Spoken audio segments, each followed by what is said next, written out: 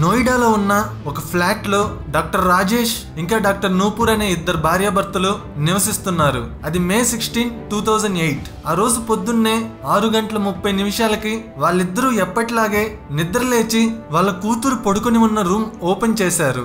లోపల బెడ్ మీద గొంతు కోసేసి ఉన్న వాళ్ళ కూతురు డెడ్ బాడీ కనిపించింది. కూతురుని అలా చూడగానే పేరెంట్స్ షాక్ అయ్యారు. వెంటనే వాళ్ళ ఇంటి పనోడిని పిలిచారు, కానీ అతను కనపడట్లేదు.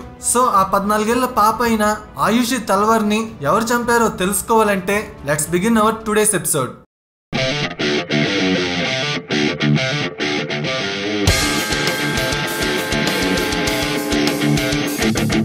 ఆ హత్య జరిగిన స్పాట్ కి వెంటనే పోలీసులు చేరుకున్నారు. వాళ్ళ ఇంటి పనుడైన హేమరాజ్ అనే అతను కనబడకపోయేసరికి తనే ఈ హత్య చేసుంటాడని పోలీసులు అనుకున్నారు. హేమరాజ్ కోసం పోలీసులు వెతకడం మొదలు పెట్టారు. తర్వాత రోజు పొద్దున్నే వాళ్ళ అపార్ట్మెంట్స్ పైనుండి ఏదో చచ్చిన వాసన రావడం అక్కడున్న వారు గమనించారు. పైకి వెళ్లి చూస్తే అక్కడ గొంతు కోసేసి ఉన్న హేమరాజ్ డెడ్ బాడీ కనిపించింది. డెడ్ బాడీ కాస్త డీకంపోజ్ అయ్యింది. అంటే ఆయుషి చనిపోయిన నైటే హేమరాజ్ కూడా చనిపోయాడని పోలీసులు నిర్ధారించారు. అతని డెడ్ బాడీ చూసేసరికి హత్య ఎవరు చేశారనేది పోలీసులకి అర్థం కాలేదు. వెంటనే వాళ్ళు ఇన్వెస్టిగేషన్ స్టార్ట్ చేశారు.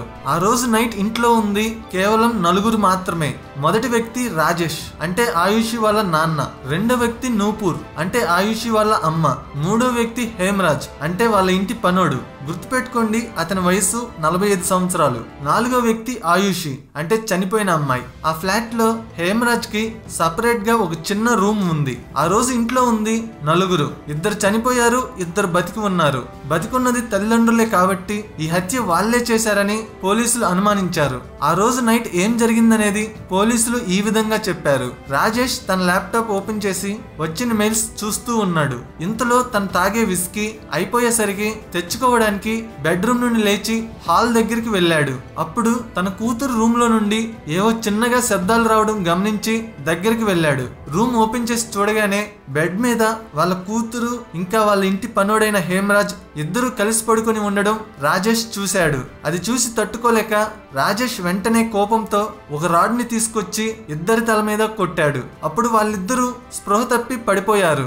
రాజేష్ తన భార్య అయిన నూపూర్ సహాయంతో హేమరాజ్ ని ఫ్లాట్ పైకి తీసుకువెళ్లి కత్తితో గొంతు కోశాడు. కిందకి వచ్చి బెడ్రూమ్ లో ఉన్న తన కూతురు గొంతు కోశాడు. ఎవరికి అనుమానం రాకుండా ఉండడానికి రక్తం మరకల్ని కడిగేశారు. పొద్దున్నే లేచి వాళ్ళకేమీ తెలియనట్టు యాక్ట్ చేశారని పోలీసులు చెప్పారు. వాళ్ళు చెప్పిన స్టోరీకి ప్రూఫ్స్ గా ఏం చూపించారంటే రాత్రి 12:30 నుండి పొద్దున 6 వరకు rotor switch on and of అవుతూనే ఉంది. రాజేష్ నిద్రపోతుంటే అతని రూమ్ లోనే ఉన్న రోటర్ ని స్విచ్ ఆన్ అండ్ ఆఫ్ చేసింది ఎవరని అడిగారు. వాళ్ళ కూతురి హస్తికలు నదిలో కలపడానికి హరిద్వార్ కి వెళ్ళినప్పుడు అక్కడి రికార్డ్స్ లో ఆయుషి 2 AM కి చనిపోయిందని రాయించారు. ఆయుషి చనిపోయిన రోజు వాళ్ళ పేరెంట్స్ అసలు ఏడవనే లేదు. పోలీసులు కొన్ని రోజుల తర్వాత ఇంకొక స్టోరీ చెప్పారు. రాజేష్ కి వేరే అమ్మాయితో అక్రమ సంబంధం ఉంది. ఆ విషయం ఆయుషికి హేమరాజ్ కి తెలిసింది. అందుకని రాజేష్ హేమరాజ్ ని కన్విన్స్ చేద్దామని చూశాడు. కానీ కన్విన్స్ కాకపోయేసరికి హేమరాజ్ ని చంపేశాడు. హేమరాజ్ ని చంపుతుండడం ఆయుషి చూసేసరికి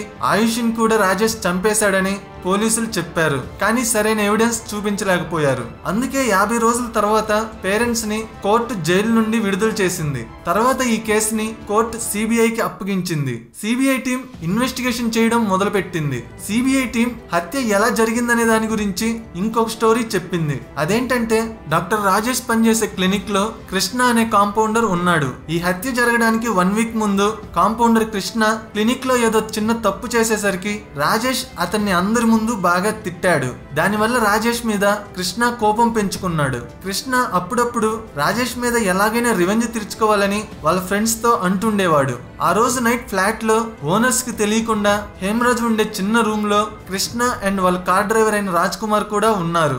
ముగ్గురు కలిసి మందు తాగుతూ టీవీ చూస్తున్నారు.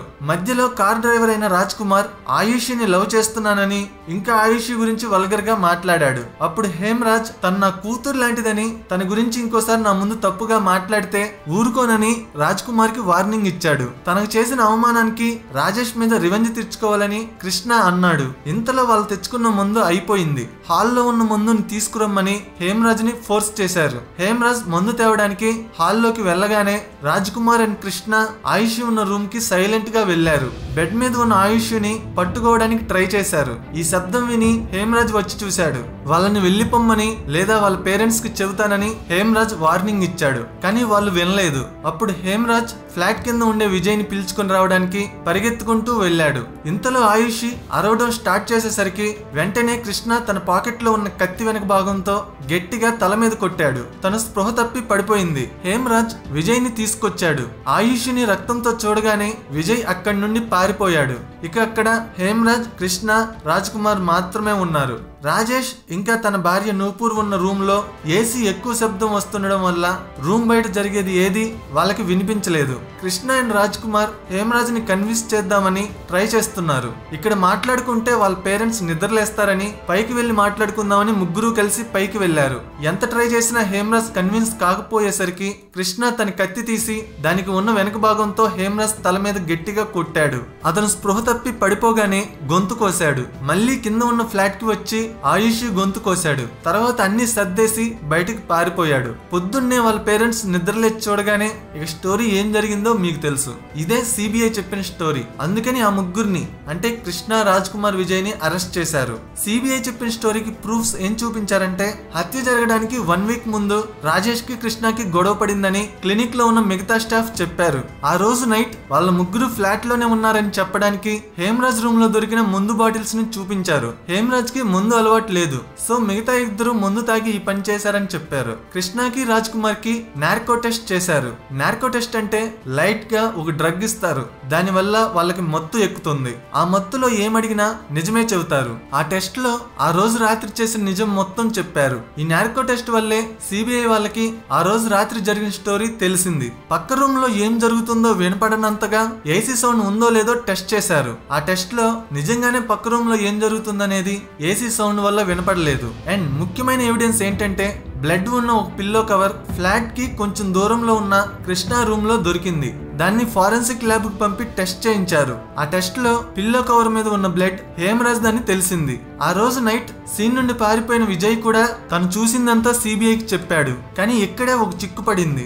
నార్కో టెస్ట్లని కోర్టు ఎవిడెన్స్ గా అంగీకరించదు. ఆ విజయ్ ని సిబిఐ వాళ్ళు కొట్టి నిజం చెప్పించారు. ఆ రోజు నైట్ అపార్ట్మెంట్స్ లోకి ఎవరూ ఎంటర్ కాలేదని వాచ్మెన్ చెప్పాడు. అలాంటప్పుడు హేమరాజ్ రూమ్ లోకి రాజేష్ అండ్ రాజ్ కుమార్ ఎలా వచ్చారనేది కాంట్రవర్సీగా ఉంది. సో సరైన ఎవిడెన్స్ లేక మళ్ళీ కేసుని సిబిఐ లో ఇంకొక టీం కి అప్పగించారు. ఆ సెకండ్ టీం పోలీసులు ఏం చెప్పారో తిరిగి వీళ్ళు కూడా అదే స్టోరీ చెప్పారు. అంటే పేరెంట్స్ అయినా రాజేష్ అండ్ నూపూర్ హంతకులని. అందుకని ఆ ముగ్గురు పనులని విడిచిపెట్టి పేరెంట్స్ ని అరెస్ట్ చేశారు. కానీ పేరెంట్సే హంతకులని చెప్పడానికి కరెక్ట్ ఎవిడెన్స్ సేకరించలేకపోయారు. సో మళ్ళీ అక్టోబర్ 12, 2017 సరైన ఎవిడెన్స్ లేక తల్వార్ ఫ్యామిలీని జైలు నుండి వదిలేశారు. సో 10 సంవత్సరాలు అవుతున్నా ఇప్పటి వరకు ఆయుష్ ని ఎవరు చంపారో తెలుసుకోలేకపోయారు. ఈ కేసులో ఉన్న ఒకే సాలిడ్ ఎవిడెన్స్ హేమరాజ్ బ్లడ్ ఉన్న పిల్లో కవర్ కృష్ణ ఇంట్లో దొరకడం, ఇంకా కృష్ణకి, రాజ్ కుమార్ కి చేసిన నార్కో టెస్ట్లు. నార్కో టెస్ట్ లో మేమే చంపామని కృష్ణ అండ్ రాజ్ కుమార్ ఒప్పుకున్నారు. కానీ ఇవేవి కోర్టులో ఎవిడెన్స్ గా పనికిరావు.